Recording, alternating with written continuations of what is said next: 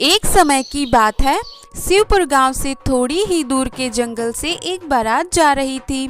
सभी बाराती बहुत खुश थे और वे नाच गा रहे थे।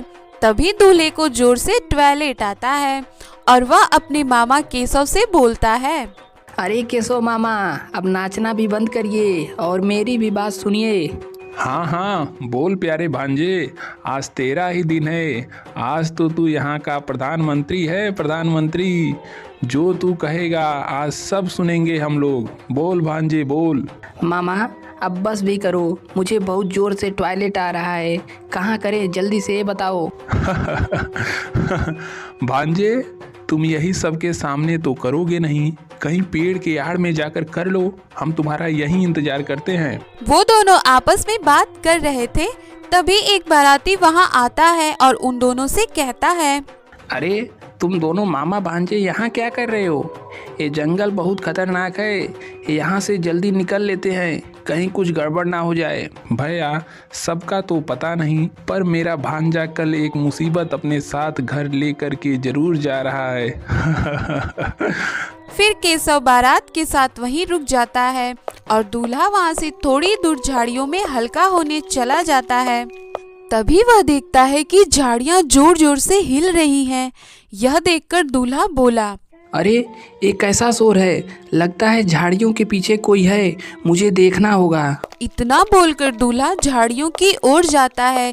तभी उसे उधर से पायल के छनकने की आवाज आती है, जिसे सुनकर दूल्हा मन ही मन बोलता है, अरे ये पायल की आवाज़ कैसी? लगता है कोई औरत वहाँ है।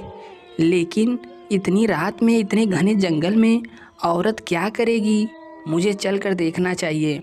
इतना कहकर वह आगे बढ़ता है। तभी उसे एक औरत दिखाई पड़ती है जो दुल्हन के कपड़े पहनी हुई थी। वह दुल्हन आगे की ओर बढ़ती जा रही थी। यह देखकर दूल्हा भी तेजी से उसके पीछे चलने लगा।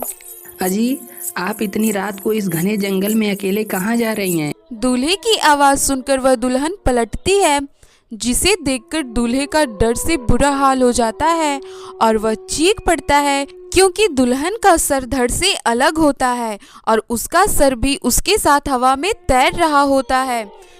नहीं नहीं, बचाओ! आ! दूल्हे की चीख सुनकर चुड़ैल हंसने लगी और बोली, अरे मेरे राजा, तुम डर क्यों रहे हो? मैं ही तो तुम्हारी दुल्हन हूँ। देखो ना, मैं कब से सज के तुम्हारा इंतजार कर रही हूँ। मैं तुम्हारा दूल्हा नहीं हूँ, मुझे माफ़ कर दो, मुझे जाने दो। मैं तुम्हारे आगे हाथ जोड़ता हूँ, मुझे माफ़ कर दो। उधर दूल्हे का मामा केशव उसका इंतजार कर रहा था। अरे इतनी देर हो गई, अभी तक मुकेशवा आया काहे नहीं? लगता है शादी के नाम से पेट खराब हो गया जनाब का। लेकिन काफी देर तक दूल्हे के ना आने पर बाराती और केशव परेशान हो जाते हैं और मुकेश को ढूंढने निकल जाते हैं। लेकिन काफी ढूंढने के बाद भी दूल्हा नहीं मिलता है। तो एक बाराती बोला, केशव भैया, लगता है ये मुकेशवा यहाँ से भाग गया है, तभी तो मिल नहीं रहा है। लगता है इसका कोई और चक्कर चल रहा था पहले से। चुप करो तुम, मेरा मुकेश ऐसा नहीं है। अब चलो सब लोग ढूंढो, कहीं कुछ गड़बड़ है। काफी देर ढूंढने के बाद भी बारातियों को मुकेश नहीं मिलता है। तो वे सब वापस गांव की ओर जाने लगते हैं। तभी वही सरकटी चुड़ैल आ जाती है। तुम्हारा दूल्हा अब तुम्हें कभी नहीं मिलेगा, कभी नहीं। मैंने उसे मार दिया है। और अब तुम सबकी बारी है। ऐसा कहकर वह सरकटी चुड़ैल सारे बारातियों को मार देती है। इस भागम भाग में केशव वहीं बेहोश होकर गिर जाता है और चुड़ैल उसे भी मरा हुआ जानकर वहां से चली जाती है। अगली सुबह जब केशव को होश आता है, उस चुड़ैल ने सबको मार डाला और मेरे प्यारे भांजे को भी। मैं इस चुड़ैल को छोड़ूंगा नहीं। फिर केशव गांव जाकर गांव वालों को सरकटी दुल्हन के बारे में बताता है कि कैसे उसने पूरे बाराती को मार दिया। यह सब सुनकर गांव वाले भी घबरा जाते हैं और उस जंगल में ना जाने का निर्णय लेते हैं। इस घटना को कई साल बीत जाते हैं और फिर से रात में उसी जंगल में एक बारात जा रही होती है। हा हा हा हा हा, कई दिनों बाद इस जंगल से कोई बारात जा रही है। मुझे फिर से कई दिनों बाद इतने बारातियों को देखने का मौका मिलेगा। हा हा हा हा हा हा। तभी वहाँ सरकटी दुल्हन आ जाती है, जिसे देखकर सभी बाराती डर जाते हैं। लेकिन जब तक वह सब वहाँ से भागते तब तक सरकटी दुल्हन ने सभी बारातियों को मार दिया। अगली सुबह गांव वालों को इस घटना के बारे में पता चलता है और वे सब बहुत घबरा जाते हैं। जिसके बाद वह सब गांव के सरपंच के घर जाते हैं और पूरी बात बताते हैं। उनकी बात सुनकर सरपंच बोला, देखो भाइयों, ये तो चुड़ैल का मामला है। मैं इसमें क्या ही कर सकता हूँ? कोई बड़ा तांत्रिक ही कुछ कर सकता है। उसकी बात सुनकर एक गांव का आदमी बड़े तांत्रिक को वहां लाता है। बाबा, कुछ करिए आप। हमारे गांव पर सरकटी दुल्हन की नज़र पड़ गई है। उसने कल एक और बारात का खात्मा कर दिया। अब आप ही हमें उस सरकटी चुड़ैल से बचा सकते हैं। सरपंच की बात सुनकर तांत्रिक थोड़ी देर ध्यान लगाता है और फिर वह सरपंच से बोला, यह चुड़ैल बहुत शक्तिशाली है। वह इतनी आसानी से हमारे पकड़ में नहीं आएगी। इसके लिए हमें फिर से एक बारात उस जंगल से लेकर के जाना होगा। यह सुनकर गांव वाले थोड़ा घबरा जाते हैं। तभी वहां केशव आ जाता है और वह तांत्रिक से बोला, बाबा, मैं दूल्हा बनकर के चलूँगा। उस चुड़ैल से मुझे बदला लेना है। उसने पहले मेरे भांजे को मारा है, पर मैं बच गया। इसके बाद योजना के अनुसार पूरे गांव वाले केशव को दूल्हा बनाकर बस में बैठाकर उस जंगल में जाते हैं और जंगल में पहुंचकर बस वहीं रुक जाती है और केशव बस से बाहर आता है। थोड़ी देर में ही सरकटी दुल्हन वहां आ जाती है। हा हा हा हा हा, तुम आ गए मेरे दूल्हे राजा। देखो, मैं कब से तैयार होकर तुम्हारा इंतजार कर रही हूँ। मैं भी तो तुम्हें कब से ही ढूंढ रहा था। आज मिली हो तुम। आओ मेरी दुल्हन, मेरे पास आओ। सरकटी दुल्हन केशव की ओर बढ़ने लगती है। तभी गांव वाले उसके ऊपर जाल डालकर उसे पकड़ लेते हैं। बचाओ, मेरे साथ धोखा। मैं तुम सबको नहीं छोड़ूंगी।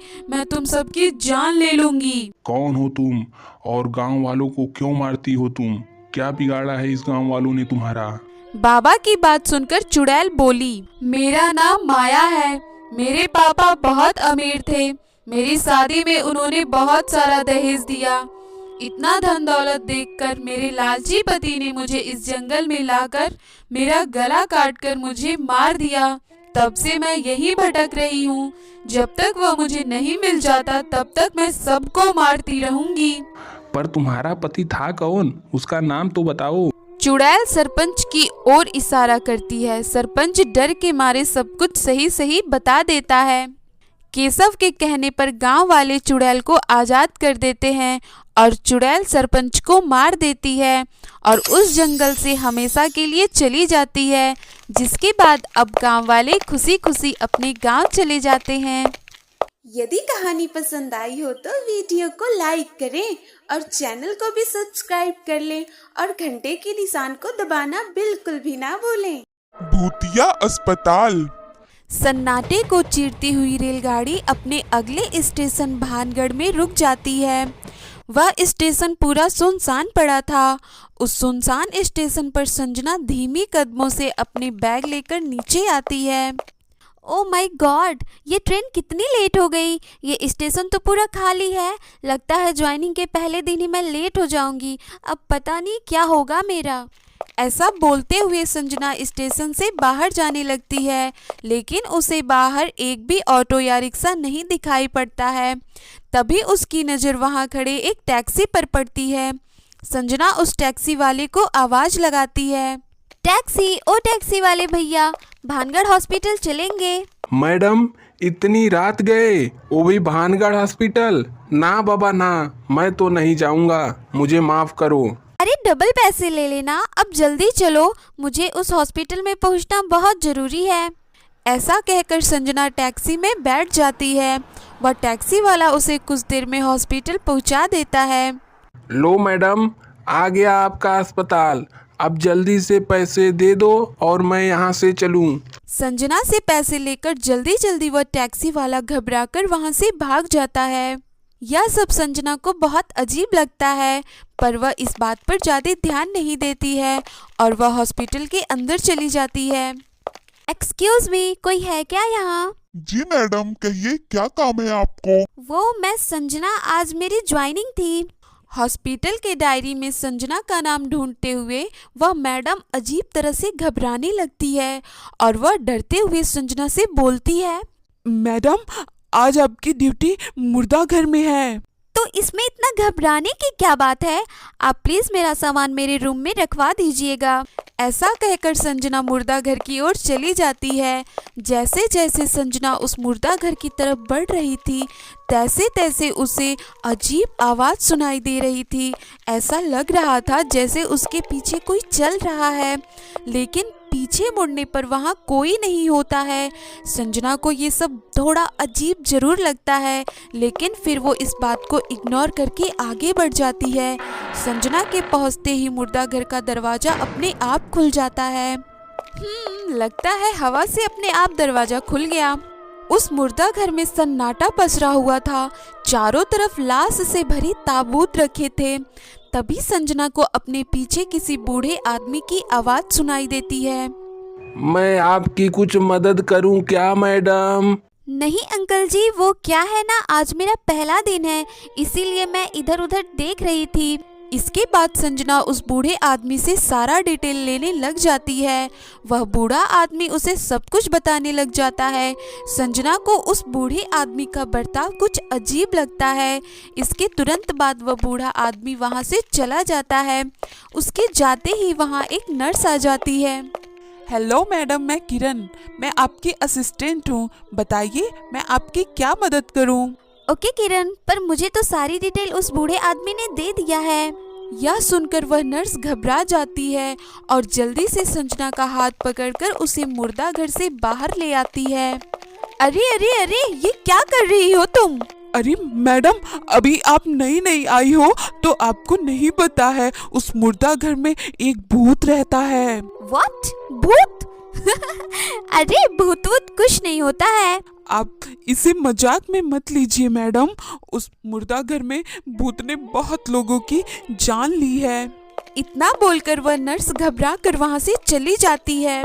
उधर कपूर जल्दी जल्दी एक लाश को स्ट्रेचर पर लेकर मुर्दा घर की ओर चला जा रहा था। मुर्दा घर के पास पहुंचते ही वह दरवाजा अपने आप खुल जाता है। यह देखकर कपूर डर जाता है। वह डरते डरते मुर्दा घर में जाता है। मुर्दा घर में जाते ही वह दरवाजा अपने आप बंद हो जाता है। यह देखकर कपूर बहुत घबरा जाता है।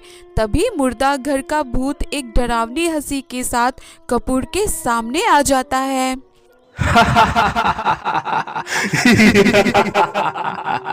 कहाँ भाग रहे हो कपूर? मुझे माफ कर दो, मुझे माफ कर दो, मैंने कुछ नहीं किया है, मुझे जाने दो। पर वह भूत कपूर की एक भी नहीं सुनता है और कपूर को बड़ी बेरहमी से मार देता है। अगली सुबह यह बात पूरे हॉस्पिटल में फैल जाती है। कपूर की मौत की खबर सुनकर सभी लोग बहुत डर जाते हैं। तुमने सुना संजना, उस मुर्दा घर के भूत ने कपूर को मार डाला। मैं यह भूत पर विश्वास नहीं करती हूँ। मुझे नहीं लगता कि यह काम मुर्दा घर के भूत का है। अगर ऐसा है तो मैं खुद इस बात का पता लगाऊंगी। बच के, कहीं उसका अगला शिकार तुम ही ना हो जाओ। अगली रात आ जाती है। संजना उस मुर्दा घर में जाती है। वहां जाते ही उस घर की लाइट अपने आप जलने और बंद होने लगती है। यह देखकर संजना भी घबरा जाती है और गुस्से में कहती है, तुम कौन हो? मेरे सामने आओ, मैं तुमसे नहीं डरती हूँ। संजना के इतना कहते ही मुर्दा घर का भूत संजना के सामने आ जाता है। उस भूत को देखकर संजना बहुत डर जाती है। वह डरते हुए भूत से कहती है, कौन हो तुम और तुम इन बेकसूर लोगों की जान क्यों ले रहे हो? क्या बिगाड़ा है सबने तुम्हारा?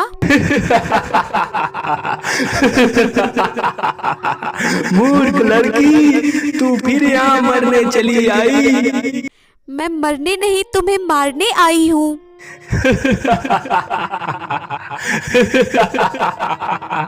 मूर्ख लड़की, तू मारेगी मुझे। इतना कहकर वह भूत गुस्से में संजना को मारने जाता है। तभी वहाँ एक तांत्रिक आ जाता है जिसे संजना ने ही बुलाया था।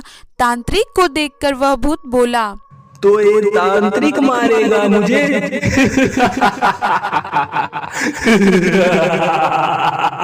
बता कौन है तू और क्यों मार रहा है सबको, बता, नहीं तो मैं अभी अपनी शक्ति से तुझको भस्म कर दूंगा। इतना कहकर तांत्रिक मंत्र पढ़ने लगता है, जिसे देखकर भूत कहता है, रुक जाओ, मैं बताता हूँ तुम्हें। मैं इसी गांव में रहा करता था। हम बहुत गरीब थे। एक दिन मेरा एक्सीडेंट हो गया। मेरी पत्नी मुझे यहाँ इलाज के लिए लेकर के आई, तो यहाँ के लालची डॉक्टर ने मेरी पत्नी से बहुत सारे पैसे लिए और मुझे मारकर मेरा सारा अंग बेच दिया, जिससे सदमे से मेरी पत्नी की भी मृत्यु हो गई। तब से जो यहाँ आता है मैं उसे मार देता हूँ। मैं आज भी उस डॉक्टर को ढूंढ रहा हूँ। यह सब सुनकर संजना को बहुत दुख होता है और वह भूत से कहती है, देखो, उस डॉक्टर ने जो भी किया तुम्हारे साथ वह बहुत गलत किया, लेकिन उस डॉक्टर के गुनाहों की सजा तुम सब बेगुनाहों को क्यों दे रहे हो? तुम मेरा भरोसा करो, मैं उस डॉक्टर को सजा जरूर दिलवाऊंगी, पर तुम आज से किसी बेगुनाह की जान नहीं लोगे। ठीक है, मैं आज से ही इस मुर्दा घर को छोड़ दूंगा, लेकिन अगर उस डॉक्टर को सजा नहीं मिला तो मैं फिर से वापस आऊंगा और फिर किसी को भी नहीं छोड़ूंगा। इसके बाद वह भूत उस मुर्दा घर को छोड़कर चला जाता है और संजना उस डॉक्टर को पुलिस के हवाले कर देती है, जिसके बाद अब उस मुर्दा घर से कभी भी कोई डरावनी घटना नहीं घटी। भाभी निकली चुड़ैल। एक बार की बात है, बानगढ़ नामक एक गांव में एक चुड़ैल ने आतंक मचा रखा था। वह हर रोज किसी न किसी गांव वालों का शिकार करके उसे खा जाती थी। तब उस चुड़ैल से तंग आकर गांव वालों ने एक तांत्रिक बाबा को बुलाया। देखो गांव वालों, वह चुड़ैल इतनी आसानी से पकड़ में नहीं आएगी। उसे पकड़ने के लिए किसी गांव वाले को उसका शिकार बनना पड़ेगा। इस काम के लिए माधव को चुना गया। रात होते ही माधव गांव के बीचों बीच खड़ा हो गया और बाकी लोग छुपकर चुड़ैल के आने का इंतजार करने लगे। हे भगवान, बचा लो मुझे इस चुड़ैल से। अगर बाबा का आइडिया काम नहीं आया तो आज तो वह चुड़ैल मुझे मार ही डालेगी। माधव डरा हुआ था। तभी कुछ समय के बाद वहाँ चुड़ैल आ जाती है।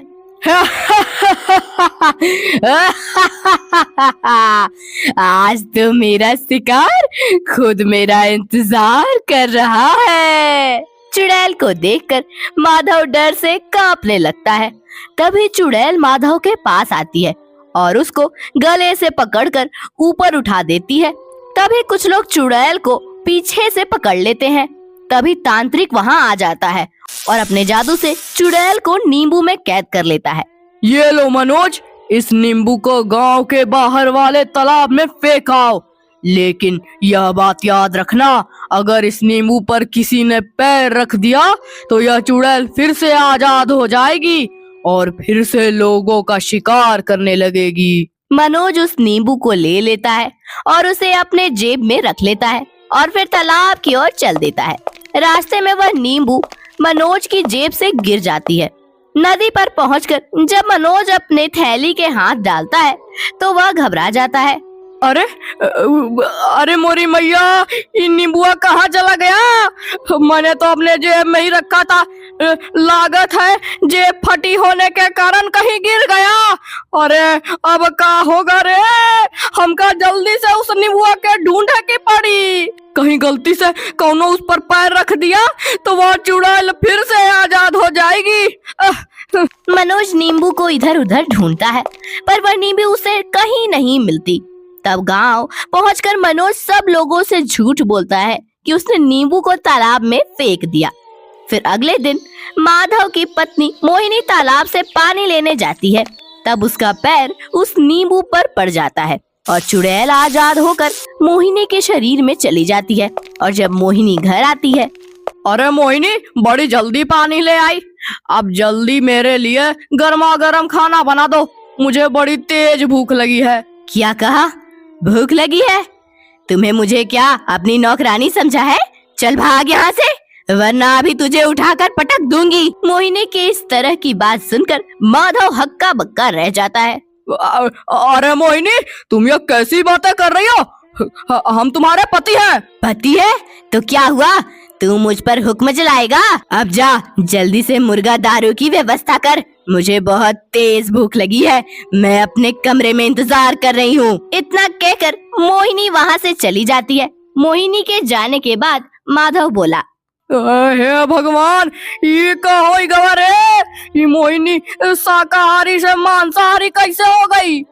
हमका लागत है कि मोहिनी की तबीयत कहीं ठीक नहीं बा, इसलिए वह हमसे इस तरह बातें कर रही है। फिर अगले दिन मोहिनी माधव से बोली, सुन, मैं कुछ देर के लिए बाहर घूमने जा रही हूँ, मेरे घर आने तक तुम घर का सारा काम कर लेना और खाना भी बना लेना। इतना बोलकर मोहिनी बाहर चली जाती है। माधव हक्का बक्का सा वहीं खड़ा रह जाता है। उधर मोहिनी गांव से जा रही होती थी कि तभी गांव का एक मनचला कन्नू उसे छोड़ता है। ए मोहिनी भाभी, ऐसे बंधन के गांव में बिजली गिराने जावत हो का? अरे मेरे राजा जी, मैं तुम्हारे लिए ही तो सज धज कर आई हूँ, मुझे अपनी बाहों में भर लो ना राजा जी। मोहिनी की बात सुनकर कन्नू चौंक जाता है। अरे ये का चमत्कार है, आज तो मोहिनी भाभी के तेवर ही बदल गए। पहले तो छेड़ने पर चप्पल मारती थी, पर आज तो बाहों में आने की बात कर रही है। लगता है मोहिनी भाभी माधव भैया से बोर हो चुकी है। चलो अच्छा है, आज मौके का फायदा उठा ही लेता है। कन्नू, तेरे तो बाग जग गए आज। फिर कन्नू मोहिनी को अपने साथ अपने घर लाता है और कहता है, मोहिनी भाभी, अब जल्दी से मेरी बाहों में आ जाओ। इतना बोलकर कन्नू अपनी आंखें बंद कर लेता है। तभी मोहिनी एक भयानक चुड़ैल के रूप में बदल जाती है, जिसे देखकर कन्नू डर से कांपने लगता है। बचाओ, ये मोहिनी भाभी चुड़ैल कैसे बन गई? बचाओ! फिर चुड़ैल कन्नू को मार देती है। मोहिनी के रूप में घर से बाहर जाती है। कन्नू के घर से निकलते हुए मनोज देख लेता है। अरे भाई, ये मैं क्या देख रहा हूँ? मोहिनी भाभी इस छिछोरे कन्नू के घर से निकल रही है। लगता है दाल में कुछ काला है, अभी खबर लेता हूँ इस कन्नू की। मनोज कन्नू के घर में जाता है और कन्नू की आधी खाई हुई लाश को देखकर मनोज हक्का बक्का रह जाता है। अरे बाप रे, कन्नू का ये हाल कैसे हो गया? कहीं मोहिनी भाभी ने तो इसे नहीं मारा? हमका अभी जाकर यह बात माधव को बतानी होगी। मनोज तुरंत जाकर यह बात माधव को बताता है। देखो मनोज भाई, माना कि मोहिनी आजकल कुछ अजीब व्यवहार करने लगी है, पर इसका मतलब यह नहीं है कि वह किसी का खून कर दे। तुमको जरूर कोई गलत फहमी हुई है। लेकिन माधव भाई, मेरी बात का यकीन करो, मैंने अपनी आंखों से मोहिनी भाभी को कन्नू के घर से निकलते हुए देखा है। अगर ऐसी बात है ना, तो चलो अभी पूछ लेते हैं मोहिनी अपने कमरे में है। दोनों मोहिनी के कमरे में जाते हैं और माधव बोला, अरे मोहिनी देखो, ये मनोज क्या बोल रहा है? क्या तुम आज कन्नू के घर गई थी? अरे नहीं नहीं, आज तो मैं बाजार गई थी, शायद मनोज जी को कुछ गलत फहमी हुई होगी। देखा मनोज, तुम तो मोहिनी पर बेवजह ही शक कर रहे थे। अरे माधव, जाओ तुम चाय बनाकर लाओ, मनोज जी बड़े दिनों के बाद हमारे घर आए हैं। तभी माधव चाय बनाने चला जाता है। अरे क्या बात है भाभी, तुमने तो माधव को नौकर बनाकर रखा है। अरे वो माधव है ही नौकर बनने लायक, मालिक तो तुम हो, वो भी मेरे दिल के। ये सुनकर मनोज मन ही मन खुश हो जाता है। ये क्या, आखिर आप मेरे दिल की बात समझ ही गई। हाँ मेरे राजा जी, मैं तो बस तुम्हारे साथ रहना चाहती हूँ। एक काम करो, तुम इस माधव को किसी तरह घर से बाहर भेज दो, फिर मैं तुम्हारी हो जाऊंगी। यह सुनकर मनोज खुश हो जाता है और माधव से जाकर बोला, अरे माधव भाई, भाभी जी कह रही हैं आप बाजार से समोसे ले आइए, और हाँ, मिर्च के साथ।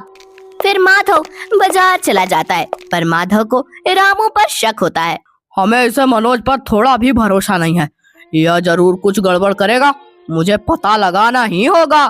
फिर माधव चुपकर खिड़की से सब देखने लगता है। मनोज जैसे ही मोहिनी के पास जाता है, वह तुरंत चुड़ैल में बदल जाती है। यह देखकर मनोज डर से कांपने लगता है। मनोज कुछ कह पाता तब तक चुड़ैल उसे मार देती है। माधव यह देखकर डर जाता है और वह तुरंत बाबा के पास जाता है और उन्हें सारी बात बताता है। बाबा माधव के पास उसके घर आते हैं। चुड़ैल तांत्रिक बाबा को देखकर डरने लगती है। तभी बाबा चुड़ैल के ऊपर पवित्र जल छिड़कते हैं, जिससे चुड़ैल मोहिनी के शरीर से बाहर आ जाती है और जलकर भस्म हो जाती है।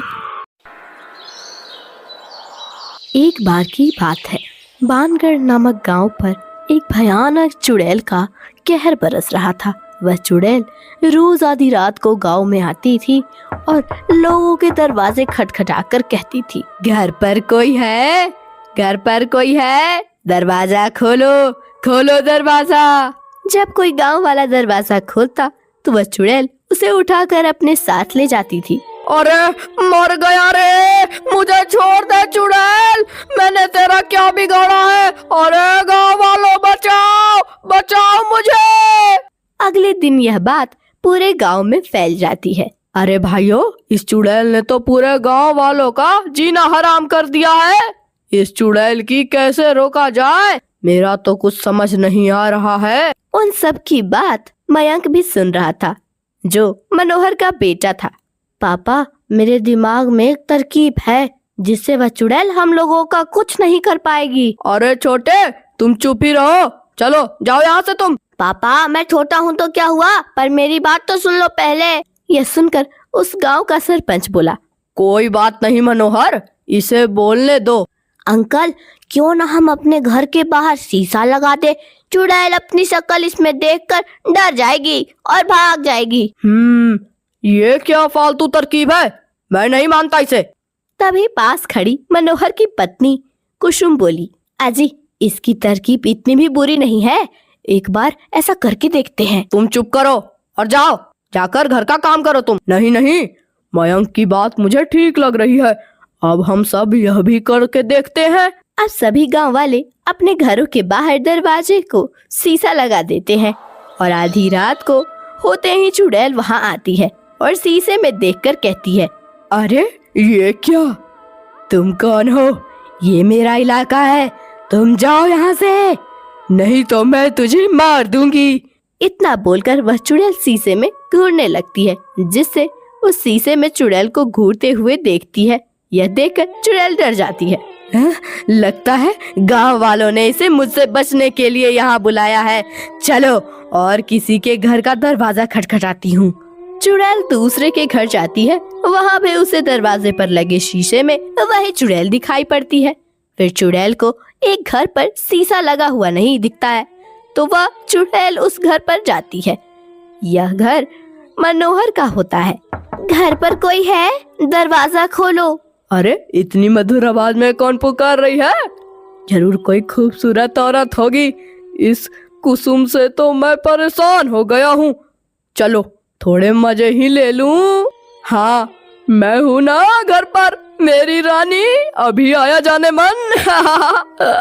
जल्दी आओ मेरे राजा, मैं कब से तुम्हारा इंतजार कर रही हूँ। यह सुनकर मनोहर शराब के नशे में धूत होकर दरवाजा खोलने जाता है। तभी कुसुम और मयंक मनोहर का हाथ पकड़ लेते हैं। अरे अरे, छोड़ कल मुही, मेरी रानी आ गई है बाहर। लेकिन दोनों मनोहर को नहीं जाने देते हैं।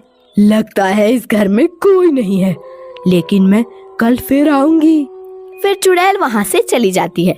तभी मनोहर कुसुम को धक्के मार कर गिरा देता है और डंडे से कुसुम की खूब पिटाई करता है। बेचारी कुसुम बस रोती रहती है। मयंक यह सब देखकर बहुत डर जाता है। उसे अपने पापा पर खूब गुस्सा आ रहा था। अगले दिन, मम्मी आप ठीक तो हो ना? हाँ बेटा, मैं ठीक हूँ, तुम मेरी चिंता मत करो। कुसुम अपने घर के दरवाजे पर भी शीशा लगा देती है और रात में जब चुड़ैल आती है तो सबके घर पर शीशा लगा होने के कारण वह किसी गांव वाले का शिकार नहीं कर पाती है। इस गांव में इतनी चुड़ैल कहां से आ गई? मैं इतने दिनों से भूखी हूँ, यह भूख बर्दाश्त नहीं हो रही है। इन गांव वालों ने अपने घरों के बाहर एक एक चुड़ैल खड़ी कर दी है। कब तक बचोगे गांव वालों? मैं कल फिर आऊंगी, किसी को नहीं छोड़ूंगी मैं। अगली सुबह गांव का सरपंच बोला, मनोहर, तेरा बेटा तो बहुत होशियार है। इसी के सूझबूझ से आज तक सब गांव वाले सुरक्षित है। शाबाश मयंक बेटा। Thank you uncle. गांव वाले सब बहुत खुश थे कि अब चुड़ैल से सभी लोग सुरक्षित है। फिर उसी रात मनोहर नशे की हालत में अपने घर पहुंचता है।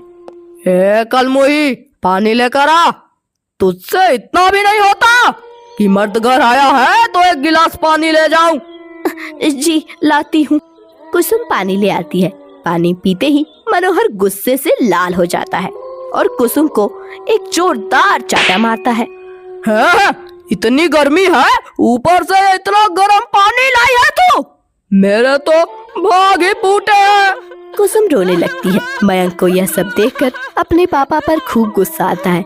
फिर और रात हो जाने पर मयंक जाता है और अपने घर पर लगा शीशा हटा देता है। कुछ देर बाद जब चुड़ैल वहाँ आती है तो वह यह देखकर बोली, अरे इस घर के दरवाजे पर चुड़ैल नहीं है, मजा आ जाएगा आज तो। घर पर कोई है? घर पर कोई है? पापा, दरवाजे पर आपकी रानी आई है। जाओ, मम्मी सो रही है, आप जल्दी से चले जाओ। वाह बेटा, तू ही है मेरा असली शेर। बेटा जियो मेरे लाल, आया मेरी रानी, आया मैं। मनोहर नशे की हालत में घर से बाहर चला जाता है। उसके जाने के बाद मयंक बोला, हाँ हाँ जाओ, बहुत परेशान कर लिया आपने मेरी माँ को, अब आपको समझ आएगा। उधर मनोहर, अरे मेरी रानी, नशे में तुम चुड़ैल क्यों दिख रही हो मुझे? लगता है ज्यादा चढ़ गई है। मेरे राजा, मैं चुड़ैल ही हूँ।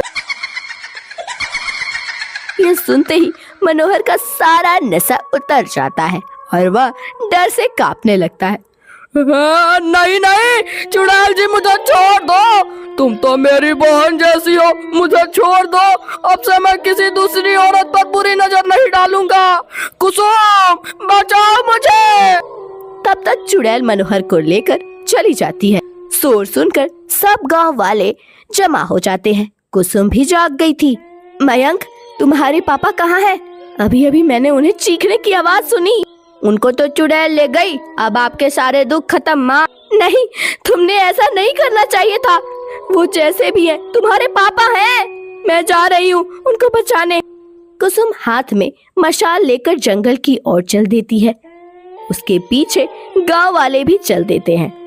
वहाँ पहुँचकर कुसुम बोली, चुड़ैल जी, तुम मुझे खा लो पर मेरे पति को छोड़ दो। नहीं चुड़ैल, तू मुझे खा ले पर मेरी बीवी को कुछ मत करना।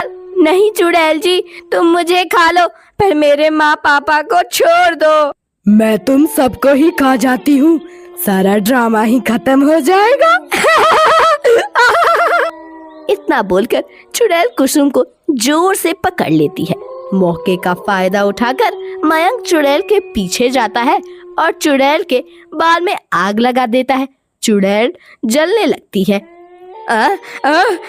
नहीं नहीं, इसके साथ ही चुड़ैल जलकर राख हो जाती है। पुरानी हवेली। करण और मायरा की शादी को 2 साल हो गए थे। वह दोनों शहर में रहा करते थे, लेकिन उनका एक पुराना महल जो कि गांव में था। आज करण और मायरा उस पुरानी हवेली को बेचने जा रहे थे। दोनों अपनी कार से गांव के लिए निकल पड़ते हैं। रात काफ़ी हो गई थी।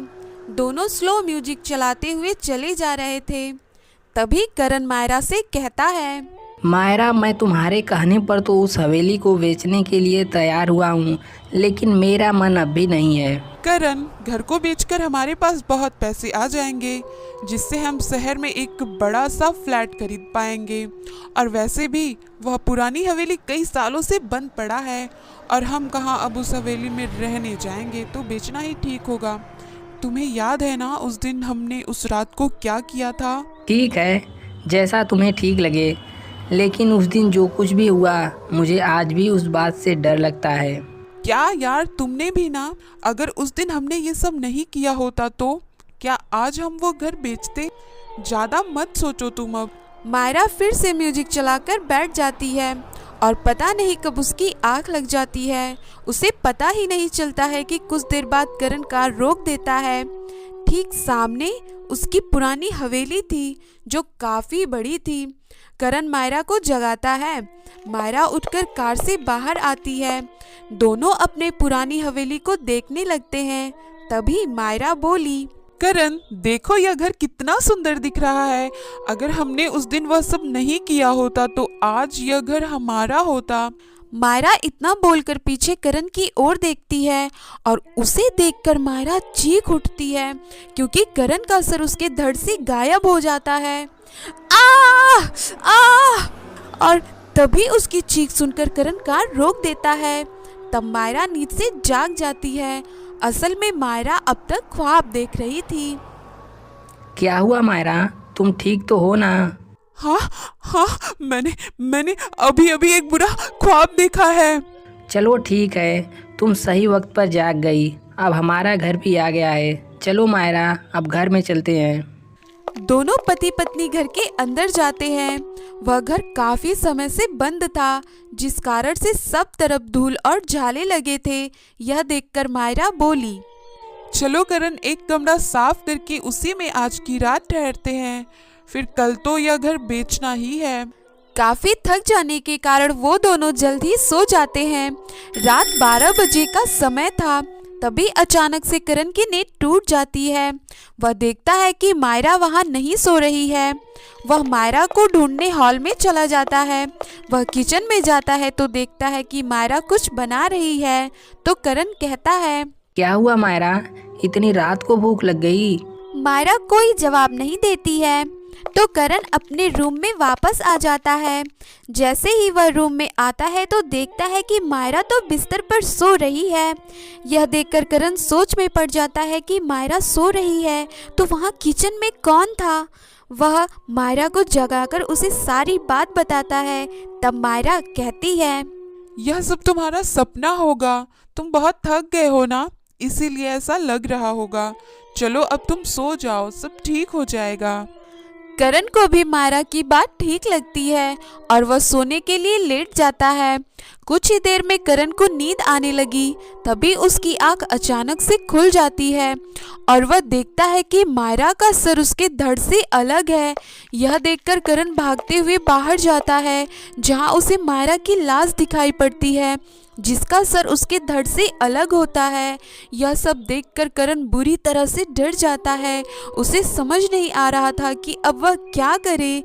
तभी उसे एक सरकटी चुड़ैल दिखाई पड़ती है, जिसे देखकर करण कहता है, तुम यहाँ, लेकिन तुम तो हाँ, मैं यहाँ, क्योंकि यह मेरा घर ही है। तेरी बीवी को तो मैंने मार ही दिया है, अब तेरी बारी है। हा हा हा हा हा। मुझे माफ कर दो, मुझसे बहुत बड़ी गलती हो गई, मुझे माफ कर दो। करण को अपनी की हुई गलती याद आ रही थी। तब तक वह चुड़ैल बोली, करण, तुम पर मैंने कितना भरोसा किया था। तुम्हारे भाई के मर जाने के बाद तुम और तुम्हारी पत्नी प्रॉपर्टी की लालच में आकर मुझे मार दिया, ताकि यह पूरी प्रॉपर्टी तुम दोनों की हो जाए। अगर तुम प्यार से मुझसे सारी प्रॉपर्टी मांगते तो मैं खुशी खुशी सब कुछ दे देती, पर अब मैं तुम दोनों को नहीं छोड़ूंगी। अब यह घर हमारा है और कोई भी यह घर मुझसे नहीं ले सकता है। दरअसल यह चुड़ैल कोई और नहीं बल्कि करण की भाभी है, जिसे करण और मायरा ने मिलकर मार दिया था और अब वह अपनी मौत का बदला ले रही थी। मुझे माफ़ कर दो, मुझे जाने दो, मैं जीना चाहता हूँ, मुझे माफ़ कर दो, मुझे जाने दो। उसकी इस बात से चुड़ैल पर कोई असर नहीं होता है और वह करण का सर उसके धड़ से अलग कर देती है और करण की चीख आसमान में गूंज उठती है। इसके बाद से ही उस हवेली में रोज किसी के चीखने की आवाजें आती हैं और अब उस हवेली को हॉन्टेड हवेली के नाम से जाना जाता था। यदि कहानी पसंद आई हो तो वीडियो को लाइक करें और चैनल को भी सब्सक्राइब कर लें और घंटे के निशान को दबाना बिल्कुल भी ना भूलें। यह कहानी है अयोध्या शहर से थोड़ी दूर बसे गांव जनकपुर में रहने वाले एक गरीब परिवार की, जिसमें मयंक, उसकी पत्नी माला और 5 साल के बेटे रवि रहते थे। मयंक बहुत ही गरीब था। वह सब्जियां बेचकर अपने परिवार का गुजारा करता था। दिवाली का समय नज़दीक आ गया था, पर मयंक के सब्जी का काम कुछ अच्छा नहीं चल रहा था। मयंक इस बात से बहुत परेशान था कि वह इस दिवाली में अपने बेटे के लिए पटाखे, मिठाइयाँ और नए कपड़े कहाँ से लाएगा। एक दिन जब मयंक शाम को घर आया तब उसकी पत्नी बोली, सुनो जी, दिवाली आ गई है। रवि नए कपड़े को बोल रहा था और कह रहा था कि उसके सभी दोस्त ढेर सारे पटाखे ला रहे हैं और उसे भी पटाखे चाहिए और घर में कुछ ही दिनों का राशन बचा है। हमारे पास तो इतने पैसे भी नहीं है कि हम इस बार की दिवाली अच्छे से मना पाएं। यह सब बातें सुनकर मयंक और भी परेशान हो जाता है और वह माला से बोला, माला, तुम चिंता मत करो, माता रानी पर विश्वास रखो, सब अच्छा होगा। माता रानी कभी भी अपने भक्तों का बुरा नहीं करेंगी। मयंक माता रानी का बहुत बड़ा भक्त था। वह रोज सुबह मंदिर जाकर माता रानी की पूजा करता और फिर उसके बाद अपना काम शुरू करता। अगले दिन मयंक को सब्जी बेचते बेचते ज्यादा रात हो जाती है। सब्जी बेचकर मयंक जंगल के रास्ते से घर आ रहा था। आज तो ज्यादा ही देर हो गई है, तेजी से चलना पड़ेगा। ऊपर से यह इतना भयानक जंगल है। मयंक तेजी से चलने लगता है। थोड़ी दूर चलने पर उसे एक औरत मिलती है। मयंक उस औरत को देखकर मन ही मन बोला, इतनी रात में ये औरत इस सुनसान जंगल में क्या कर रही है? मयंक उस औरत के पास जाकर बोला, कौन हो तुम और इतनी रात को यहाँ क्या कर रही हो? वह और कुछ नहीं बोलती है और रोने लगती है। उस औरत को इस तरह रोता देखकर मयंक बोलता है, क्या हुआ? तुम इस तरह रो क्यों रही हो? चुप हो जाओ और मुझे बताओ कि क्या हुआ। हो सकता है मैं तुम्हारी कुछ मदद कर सकूं। मयंक के पूछने पर भी वह औरत कुछ नहीं बोलती है और बस रोती रहती है। यह सब देखकर मयंक को कुछ अजीब लगता है। तभी मयंक उस औरत के पैरों की तरफ देखता है और मयंक घबरा जाता है। हाँ, ये क्या? इसके पैर तो उल्टे हैं। मयंक समझ जाता है कि वह एक चुड़ैल है। हे भगवान, मेरी रक्षा करो। लगता है मैं आज बच नहीं पाऊंगा। मेरी रक्षा करो भगवान, मेरी रक्षा करो। उसकी यह बात सुनकर चुड़ैल रोते हुए बोलती है, डरो नहीं, मैं तुम्हारा कुछ नहीं करूंगी। मुझे तुम्हारी मदद चाहिए। कौन हो तुम और तुमको कैसी मदद चाहिए? मैं इसी गांव में अपनी बेटी के साथ रहती थी। मैं लक्ष्मी पूजा के लिए मूर्ति बनाने का काम किया करती थी। उससे ही हमें 2 वक्त का खाना नसीब होता था। पर अचानक मेरी मृत्यु हो जाने के कारण अब मेरी बेटी अकेली रह गई है। मैंने बहुत लोगों से मदद मांगने की कोशिश की, पर सभी डरकर भाग जाते थे। केवल तुमने ही मेरी बात सुनी है। मयंक उसकी बात सुनकर उसकी मदद के लिए तैयार हो जाता है। तुम चिंता मत करो, मैं तुम्हारी मदद करूंगा और अब से मैं तुम्हारी बेटी का ख्याल भी रखूंगा। उसे अपनी बेटी की तरह मानूंगा।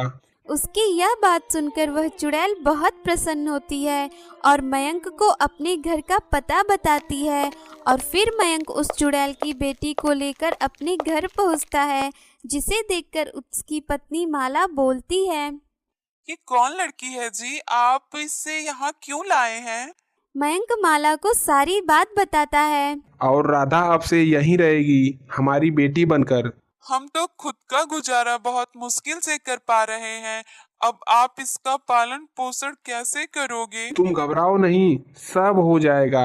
माता रानी ने हमारे ऊपर उपकार किया है, जो दिवाली के दिन हमारे घर लक्ष्मी को भेजा है। देखना अब सब अच्छा ही होगा। राधा कुछ ही दिनों में सबके साथ घुल मिल जाती है और वह रवि को अपने भाई की तरह प्यार करती है और उसके साथ खूब मस्ती करती है। धीरे धीरे दिवाली का दिन नजदीक आ जाता है। मेरे पास तो सब्जी खरीदने तक के पैसे नहीं है, मैं कैसे अपना काम करूं? अब तो माता रानी का ही सहारा है। इतना बोलकर मयंक उदास होकर उसी जंगल में जाता है जहां उसे वह चुड़ैल मिली थी। उसके वहां पहुंचते ही वहां चुड़ैल आ जाती है। मैं तुम्हारी बहुत आभारी हूँ जो तुमने मेरी बेटी को सहारा दिया है। ये तो मेरा फर्ज था, इसी को तो इंसानियत कहते हैं।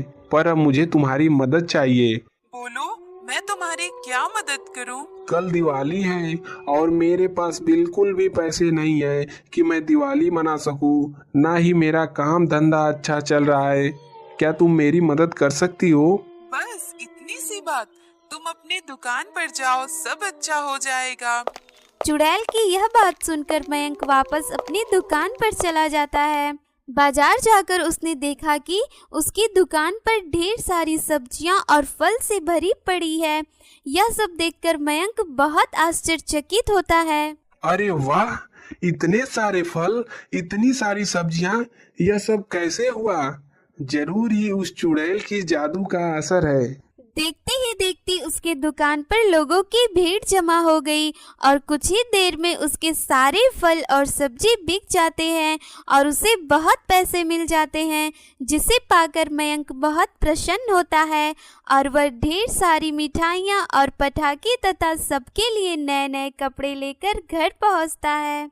जिसके बाद वो सभी मिलकर खुशी खुशी दिवाली मनाते हैं। दोस्तों, आप सभी को कहानी कुंज टीवी की तरफ से हैप्पी दिवाली और इस दिवाली के पावन अवसर पर कहानी कुंज चैनल को सब्सक्राइब जरूर कर लें।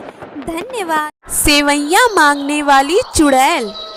एक समय की बात है, एक छोटे से परिवार में किशोर और उसकी पत्नी माया और 6 साल की बेटी निधि तथा उनकी भांजी माला रहती थी। माला के माता पिता बचपन में ही गुजर गए थे, जिस कारण से उसके मामा किशोर ने माला को भी अपने साथ रख लिया। माला की मामी माया माला से घर के सारे काम करवाती थी और माला के साथ बहुत ही बुरा व्यवहार करती थी। पर इस बारे में माला के मामा को कोई खबर नहीं थी। वो अक्सर उसके सामने अच्छा बनने का नाटक करती थी और पीछे से माला को धमका कर रखती थी कि वह अपने मामा को कुछ बताएगी तो वो उसे बहुत मारेगी। एक दिन माला आंगन में कपड़े धो रही थी, तभी उसकी मामी ढेर सारे कपड़े ले आकर उसके पास पटक देती है। मामी जी, मेरे पास पहले से ही बहुत कपड़े हैं, मेरा हाथ दर्द हो रहा है, मैं बहुत थक गई हूँ मामी जी। हे लड़की, चुपचाप कपड़े धो, समझी? पूरा दिन खाने को दे दो, खाने को दे दो, और काम तुझसे जरा सा भी नहीं होता। जल्दी जल्दी काम खत्म करो। आज मेरी बेटी निधि का जन्मदिन है, उसके लिए तुझे फिर मेरे साथ रसोई में मदद करनी है।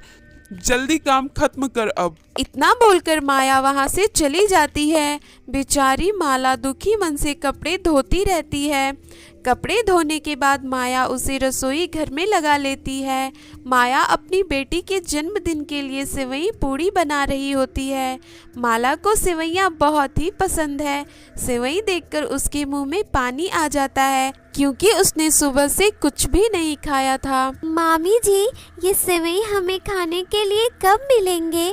ओहो, नवाब लड़की, आज मेरे बेटी का जन्मदिन है, ये उसके लिए है, समझी? ये सेवई मैंने उसके लिए बनाई है। तू कहाँ से इस सेवई पर नजर गड़ाए है? मुझे बहुत तेज भूख लगी है मामी जी, मैंने सुबह से कुछ भी नहीं खाया है।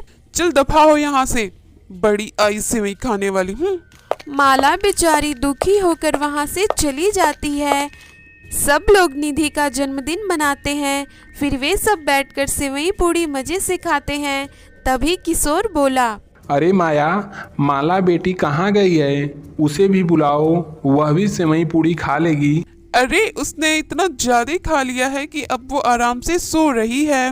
माला दरवाजे के पीछे से खड़ी होकर सब कुछ सुन रही थी। मामी जी कितना झूठ बोल रही हैं। आज तो मुझे खाने को कुछ भी नहीं मिला है। इसके बाद माला रोते हुए सोने चली जाती है। उस बेचारी ने पूरे दिन से कुछ भी नहीं खाया था। वह भूख से तड़पती हुई सोने चली जाती है। उधर माया बची हुई सेवइयां को रख देती है। अगली सुबह जब माया सेवई लेने जाती है तो वहाँ सेवइयां में छिपकली पड़ी हुई देखती है। हे भगवान, ये छिपकली कहाँ से आकर गिर गई इसमें? ये जरूर उस मनहूस की नजर लगी होगी, तभी ऐसा हुआ है। कल से सेवइयां लगा रखा था। कितने काजू बादाम डाले थे मैंने इसमें। माया सेवइयां को फेंकने ही जा रही थी कि वह एकदम से बोलती है, अरे फेंकने से तो अच्छा है कि मैं ये सेवइयां माला को दे दूं। सेवइयां खाकर खुश हो जाएगी और फिर कुछ दिन मन लगाकर मेरे काम को करेगी। यही सोचकर माया सेवइयां लेकर माला को दे। माला खुशी मन से सेवई खा लेती है। सेवइयां खाते ही माला का शरीर नीला पड़ने लगता है और वह वहीं गिर जाती है। कुछ देर बाद जब माया माला के कमरे में जाती है तो वह देखती है कि माला जमीन पर गिरी पड़ी है और उसका पूरा शरीर नीला पड़ गया है। यह देखकर माया समझ जाती है कि ये सब उस छिपकली वाली सेवइयां के खाने से हुआ है। माला के मर जाने के बाद माया ही सबसे ज्यादा रोने का नाटक करती है। जैसे लग रहा था कि उसके मर जाने का सबसे ज्यादा दुख उसे ही हुआ है। हाय मेरी बच्ची, जाने क्या हो गया मेरी बच्ची, मेरा तो सब कुछ छिन गया। हिम्मत रखो माया, समझ नहीं आ रहा है कि अचानक से क्या हो गया। अजी, जब मैं बाहर से आई थी तो वह मरी पड़ी थी। किसी को कुछ पता नहीं चलता है कि माला कैसे मरी। माया अंदर ही अंदर बहुत खुश हो रही थी कि जैसा उसने चाहा वैसा ही हुआ है, पर उसे क्या पता था कि उसके किए का दंड उसे जल्दी मिलने वाला है। एक रात जब माया सो रही थी तभी उसे बाहर से कोई पुकारती है। माया सोचने लगती है कि इतनी रात को कौन हो सकता है। फिर माया दरवाज़ा खोलकर बाहर आती है तो वो बाहर का नज़ारा देखकर माया डर जाती है क्योंकि उसके सामने एक भयानक चुड़ैल खड़ी थी। मुझे बहुत तेज भूख लगी है, मुझे सेवइयां चाहिए, मुझे सेवइयां बहुत पसंद है। हा हा हा हा हा, जाओ जल्दी मेरे लिए सेवइयां लाओ। हा हा हा हा हा। माया डरते हुए भागकर घर के अंदर जाती है और किशोर को सारी बात बताती है। किशोर जब घर के बाहर जाता है तो बाहर कोई भी नहीं होता है। वो यही थी, मुझसे सेवइयां मांग रही थी। तुम पागल वागल हो गई हो लगता है, आज ज्यादा काम कर लिया है। चलो अब सो जाओ। माया चुपचाप सो जाती है, पर ये सब अभी बंद नहीं होता है। अगली रात आ जाती है। उस रात किशोर कहीं बाहर गया हुआ था, तभी अचानक से माया के सामने वही भयानक चुड़ैल आ जाती है और माया से खीर मांगने लगती है। हा हा हा हा, मुझे सेवइयां दे दो, बड़ी स्वादिष्ट सेवइयां बनाती हो तुम ना। चलो चलो अब जल्दी से सेवइयां दे दो मुझे। हा हा हा हा। मेरे पास कोई सेवइयां नहीं है, चली जाओ यहाँ से तुम। क्यों मुझे बार बार तंग कर रही हो तुम? मैंने क्या किया है तुम्हारा? मैं तो बस सेवइयां मांगने आई हूँ। बहुत भूख लग रही है मुझे, तुम मुझे थोड़ी सी सेवइयां दे दोगी तो मैं चली जाऊंगी यहाँ से। हा हा हा हा हा। नहीं है मेरे पास कोई सेवइयां, चली जाओ तुम यहाँ से। अचानक वहाँ कमलेश आ जाता है और माया को ऐसे अकेले में बात करता देखकर हैरान हो जाता है। ये क्या हो गया है तुम्हें? तुम अकेले में किससे बातें कर रही हो? कमलेश की बात सुनकर माया फूट फूट कर रोने लगती है और कमलेश से कहती है, मुझे बचा लो मुझे। अरे पर किससे बचा लूं? कुछ बताओगी तुम? वो चुड़ैल फिर से आई थी और मुझसे सेवइयां मांग रही थी। वो बार बार मेरे पास आती है और मुझसे सेवइयां मांगती है। मुझे बचा लो, उस चुड़ैल से बचा लो मुझे। माया की ऐसी हालत देखकर कमलेश परेशान हो जाता है और वह माया की माँ को फोन कर उनसे सारी बात बताता है। अगले ही दिन माया की माँ एक तांत्रिक को लेकर माया के घर आती है। मेरी बेटी, क्या हुआ तुझे? देखो तो क्या हालत बना ली है अपनी। देखो ना माँ, यहाँ कोई भी मेरी बात का सच नहीं मानता है, लेकिन मैं सच बोल रही हूँ माँ। रोज एक चुड़ैल आकर मुझसे सेवैया मांगती है। माँ, मुझे बचा लो माँ, वह चुड़ैल मुझे मार डालेगी। इतना कहकर माया फूट फूट कर रोने लगती है। यह सब बात सुनकर तांत्रिक आंख बंद करके मंत्र पढ़ता है। फिर वह तांत्रिक बोला, क्या इस घर में किसी की अनचाही मौत हुई है? हाँ बाबा हाँ, मेरी भांजी माला की। पर अनचाही मौत मतलब कि वह अपनी मौत से नहीं मरी। आप यह क्या कह रहे हैं बाबा? रुको, अभी सब पता चल जाएगा। तांत्रिक की यह बात सुनकर माया घबरा जाती है। वह चुड़ैल तुम्हें बार बार दिखती है, क्या कहती है वह तुमसे? सेवैया मांगती है बाबा। एक काम करो, अभी रसोई में जाओ, बढ़िया सी सेवई बना कर लाओ। माया डरते हुए रसोई में जाती है और सेवैया बना कर लेकर आती है। बाबा उस सेवैया को वहीं जमीन पर रख देते हैं और उसके चारों तरफ मंत्र से एक गोला बना देते हैं। उसके बाद तांत्रिक अपने मंत्रों का जाप करने लगता है। तभी वहाँ वही चुड़ैल आ जाती है। सेवैया सेवैया सेवैया चाहिए मुझे, हा हा हा, मुझे सेवैया चाहिए। ये सेवई तुझे तभी मिलेगी जब तू ये बताएगी कि तू इस औरत को क्यों परेशान कर रही हो। यह बात सुनकर चुड़ैल बोली, मैंने इसे परेशान नहीं किया है, मैंने तो बस इससे सेवैया मांगी है, क्योंकि इसने पूरा दिन मुझे भूखा रखा और मुझसे सारा काम करवाया। पर अगली सुबह उसने जब मुझे सेवैया दी तो उसे खाकर मैं तड़प तड़प कर मर गई। उसकी बात सुनकर माया डर गई और बोली, मुझे माफ कर दो, मैंने तुम्हें छिपकली गिरी हुई सेवैया दी थी जिसे खाकर तुम मर गई। मुझे बचा लीजिए बाबा, मुझसे भूल हो गई। अब तुम्हारी भूल सुधारने का एक ही तरीका है। हर अमावस की आधी रात को तुमको सेवई बनाकर अपने छत पर रखनी होगी। अगर तुमने ऐसा नहीं किया तो यह चुड़ैल तुम्हें परेशान करती रहेगी।